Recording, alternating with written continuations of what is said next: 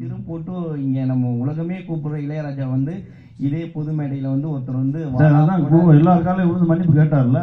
இல்ல அது கேட்கறது வாடான்றதுக்கும் அவர் தான் மன்னிப்பு கேட்டாரு. என்னன்னா அவர் அதற்கான விளக்கமும் சொல்றாரு. ஏன்னா அவர் ஒரு மாதிரியான ஒரு எமோஷனலான ஒரு எக்ஸென்ட்ரிக்கான கேட்டு என்னவே பார்த்தாலே ஒரு கெட்ட வார்த்தை சொல்லி அதுக்கப்புறம் வாடா சொல்லி அதுக்கப்புறம் சொல்லி முதுகு 2 அடி அடிப்பான். அவன் வேற ஒரு எக்ஸ்ட்ரீம். அவன் அன்பின் உச்சத்துல ஒரு சில விஷயங்கள் வெளிப்படுத்துறான். அதை வந்து நான் அப்படிதான் பார்த்தேனே தவிர மிஸ்கினை நான் எந்த இடத்துலையும் தவறாகவே பார்க்கல.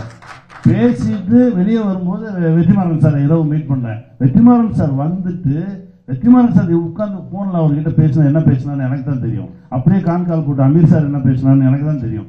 அதுக்கப்புறம் தான் இதெல்லாம் என்ன நடந்துச்சுன்னு. என்னன்னா ஒரு மனிதன் தன்னுடைய அன்பின் வெளிப்பாடு அது உச்சம். அது என்ன வேணா நடக்கும். இப்போ நம்ம ஊர் பக்கம் போனீங்கன்னா ஒரு கெட்ட வார்த்தை தான் ரொம்ப அன்பான சொல்லு. அதை நீங்க எல்லா இடத்துலையும் சொல்ல முடியாதுல்ல. ஆனா நாங்க 4 பேர் பேசும்போது சொல்லிக்குவோம். 4 பேர் பேசும்போது அது அது அவன் இன்னும் கொஞ்சம் மேல இருக்கான். அவன் அன்பு இன்னும் கொஞ்சம் அதிகமா இருக்குன்னு நினைச்சுங்க. அவன் அன்பு இன்னும் கொஞ்சம் அதிகமா இருக்கு. பொம்பளை பசங்க சரிங்க. ஏன் நம்ம யாருக்குமே தெரியாதா அந்த மாதிரி வார்த்தையை நம்ம பயன்படுத்த மாட்டோமா? அவன் கொஞ்சம் எக்ஸென்ட்ரிக்கா பேசினான்னு வச்சுங்க.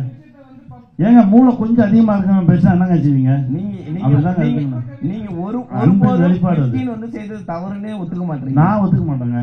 அப்போ பொது மேடையில வந்து எல்லாரும் தப்புன்னு கெட்ட வார்த்தையில பேசலாம்.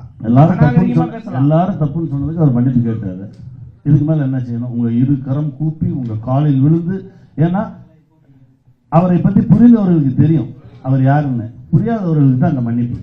சரியா வச்சுக்கோங்க அந்த மன்னிப்பு. எங்க அண்ணனுக்காக நானும் கூட உங்க காலை தொட்டு கூட மன்னிப்பு கேட்டுக்கிறேன். ஓகேவா? மன்னிச்சிருங்க, விட்டுருங்க.